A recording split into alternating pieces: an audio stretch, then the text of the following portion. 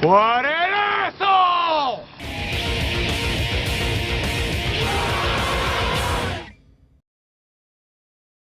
I'm a tie-dye superfly, catch me on the other side. Hot chopping, body popping. Gribble, stop being such an idiot and tell me which way! The most reasonable request I've heard in a long time. Of course, Gribble's plan goes awry. He gets arrested, and now Milo is on his own. If only someone could tell him where to go. Hello, Neo. I can guide you, but you must do exactly as I say. Outside, there's a scaffold. Open it. You can use the scaffold to get to the roof. No way. No way. This is crazy. There are two ways out of this building. One is that scaffold, the other is in their custody. You take a chance either way. I leave it to you.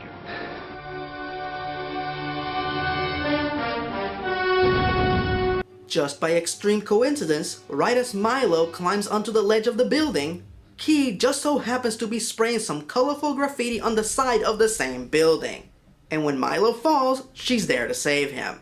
Apparently, Key is secretly an anti-establishment rebel who likes to paint colors on the colorless, boring Martian buildings. So, you're an anti-establishment rebel.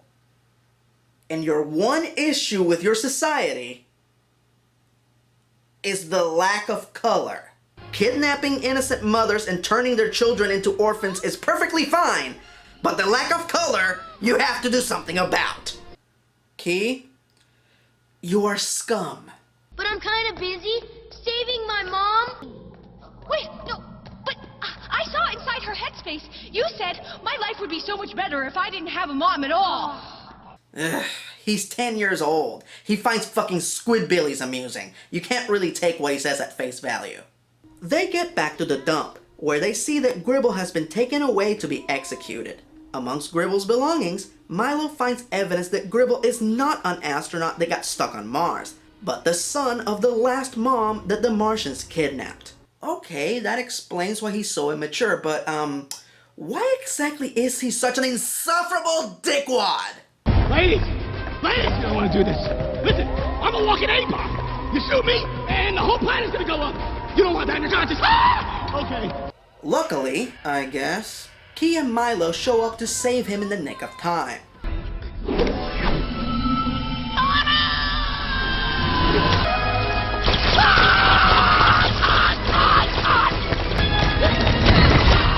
Oh, shooting through the floor. How original.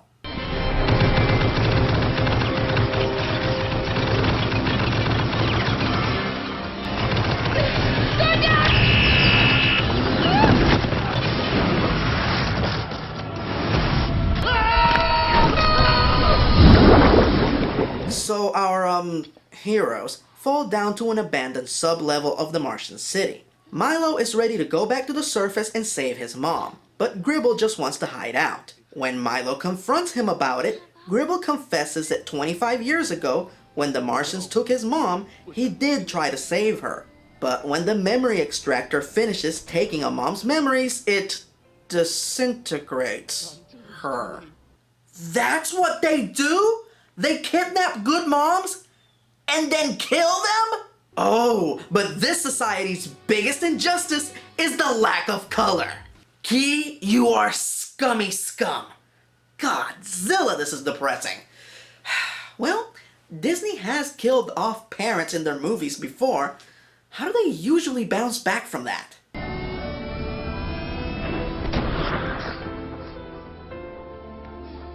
Not until it was too late. And then I realized I was all alone. I'd never see my mom again.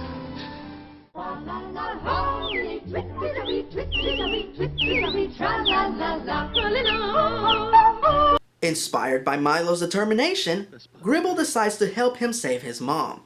As they make their way to the alien citadel, they discover that the reason why all the Martians that live on the surface of the city are female is because when the baby Martians are born, a machine takes only the female ones and delivers them to the nannybots. The male ones are dumped in the garbage? They're dumping babies in the garbage? That's what those weird guys that Milo saw at the dump were. They were the babies that survived being thrown in a landfill. Key, you are lower than scum. You are the excrement secreted by the mold that grows on the scum. While Gribble is saving the babies, Milo grabs a couple of breathing helmets and goes to save his mom, but runs into a bit of a snag. But it's okay. Blimp, Goodyear to the rescue. To mediocrity and beyond. I would ask where Gribble got that jetpack, but right now all I want is for this disturbing fucking movie to end. So Milo unstraps his mom from the murder machine just in time, but then has to quickly reveal to her that they are on the surface of Mars before they escape.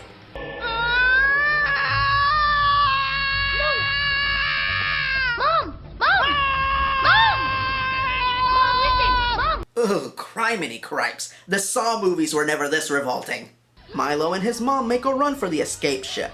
The supervisor sees them and shoots at them, but Milo bravely takes the bullet for his mom and loses his breathing helmet in the process. Oh no! And then, just like in the touching, beautiful picture book that this cinematic nightmare is based on, Mom gives her life to save Milo's, without thought, fear, or hesitation.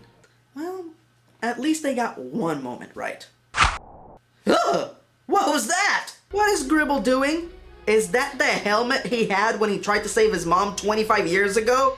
And it's still there? And it still works?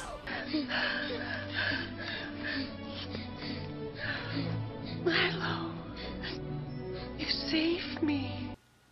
Oh, great. We just experienced a bullshit overload. Hold on.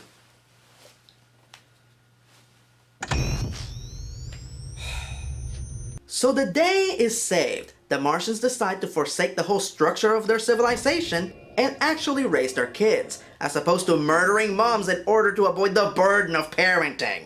Gribble hooks up with Key. Ew. And they return Milo and Mom back home, where Milo learns to appreciate his mom and do his chores. With a laser.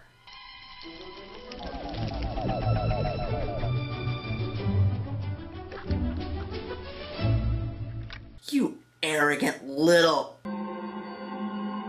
Ew. This movie's a disturbing, distressing, disconcerting development. This is one of the most unappealing movies I have ever seen. And it's not just the animation. The production design is dreary, boring, and uninteresting. And there are so many portions of the story that are so revolting and off-putting. Dead moms, dead babies. I can't believe that the brain trust at Disney thought that this was a good idea for a family film. One of the most painful moments in the movie is actually during the closing credits, where you get to see the actors performing the movie in their capture motion suits. And guys, they are good. The scene where Milo's mom sees that she's on Mars and freaks out and she looks like the thing from another world about to reveal itself. When Joanne Cusack performed that scene on the capture motion stage, it was really funny. Unfortunately, that is not the performance that you get to see in the movie. Ugh. And I'm not the only one that feels this way. The uncanny valley effect that this movie causes in viewers is attributed for being the main reason why this movie bombed. In fact, with a budget of $150 million and a gross of $39 million, Mars Needs Moms is Disney's biggest bomb. That's right, this movie bombed harder than John Carter. It's just an ugly mess of pixels that only resembles Breathe's beautiful children's book in title and premise. And I can't wait to bust this piece of...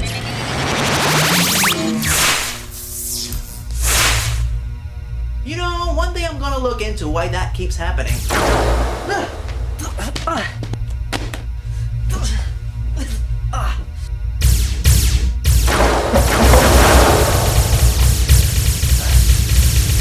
My hammer! Think. Blockbuster powers, don't fail me now!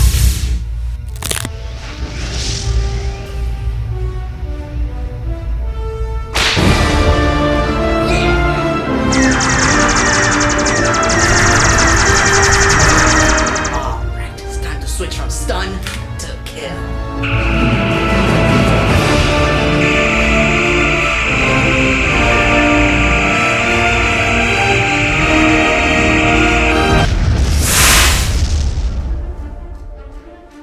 enjoy being scattered into atoms, motherfucker. So that was one busted, thousands more to go. I'm Erod, and I'm the Blockbuster Buster.